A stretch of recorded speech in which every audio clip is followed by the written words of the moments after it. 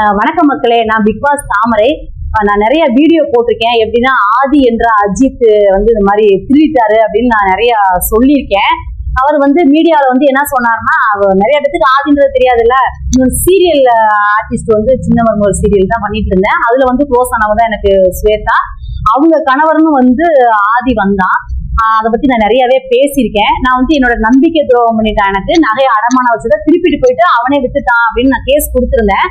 இப்போ மீடியாவில் அவர் என்ன சொல்றாரு அப்படின்னா, நான் நகையை இது பண்ணல, நான் அதெல்லாம் பேசிட்டேன்.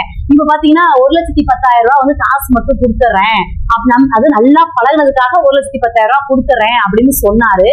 ஆனா நான் திருடவே இல்லை அப்படின்ற ஒரு ஆளுக்கு எப்படி எஃப்ஐஆர் போடுவாங்க?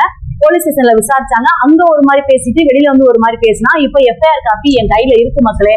அவன் திருட்டு பையன்றது கன்ஃபார்ம் ஆயிடுச்சு.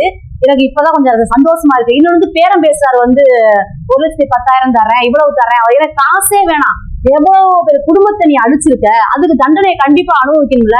எல்லாத்தையும் ப்ரூஃபே கிடையாது. என்கிட்டயும் நான் கொடுத்த காசுக்கு என் ஃப்ரெண்ட் இருக்கா, உங்கள்கிட்ட நான் நிறைய பணம் வாங்கியிருக்கேன், நிறைய பணம் வாங்கி உனக்கு நான் கொடுத்துருக்கேன், அதுக்கு எந்த ப்ரூஃபே கிடையாது, நான் தான் வட்டி கட்டிக்கிட்டு இருக்கேன். ஆனா நகைக்கு என்ற ப்ரூஃப் இருந்துச்சு, நீ மாட்டிக்கிட்ட.